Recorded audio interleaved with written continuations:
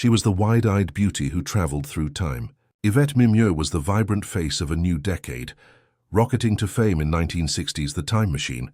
Her striking looks and delicate presence made her an instant Hollywood darling. Yet her career trajectory was baffling. At the height of her appeal, she seemed to drift away, often accepting lesser roles, then disappearing entirely. What hidden force pulled her from the spotlight?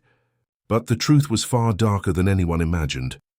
The mystery surrounding her quiet exit shocked everyone who expected her to become a legend.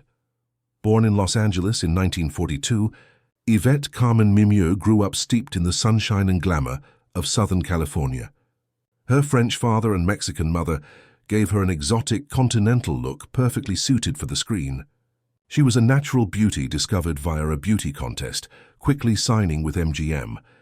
This swift transition from obscurity to stardom in her late teens left her unprepared for the industry's harsh realities. Her early roles, especially as the ethereal Eloy in The Time Machine, pigeonholed her as a vulnerable, ornamental female lead, a mold her sensitive, artistic spirit would eventually rebel against.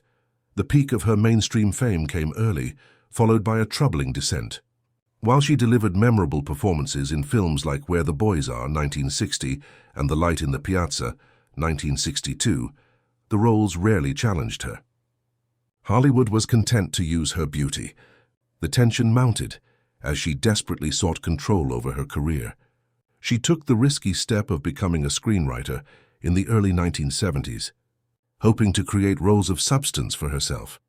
Her 1971 television film, Hitched, and the 1974 thriller The Deadly Hunt were her own projects. This pivot from passive actress to active creator was a courageous move, but it alienated studio heads who preferred actresses to be seen and not heard. The final turning point came with the 1979 disaster film, The Black Hole, a huge production where her role was frustratingly secondary. She realized that even her own attempts to sculpt a meaningful career were being subverted by the industry's ingrained sexism and rigid casting expectations.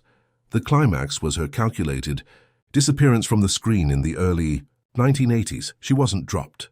She walked away. The roles became sparse, and by the mid-1980s, Yvette Mimieux effectively retired, barely 40 years old. The revelation was her profound disillusionment with Hollywood.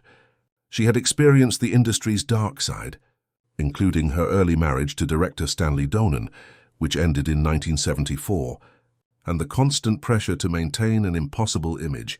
She retreated, not to rest but to pursue her true passions: ceramics, ballet, and travel. The mystery surrounding her abrupt exit wasn't scandal.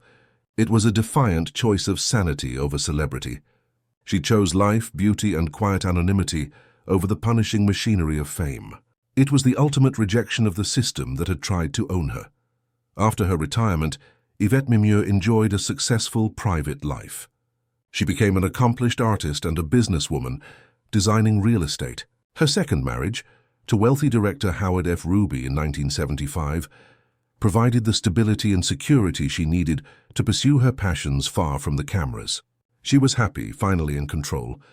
Her story is a poignant, powerful lesson. Sometimes the most dramatic and courageous act in Hollywood is the decision to leave. She retained her grace and her privacy until her death in 2022, a star who simply chose a different, better path.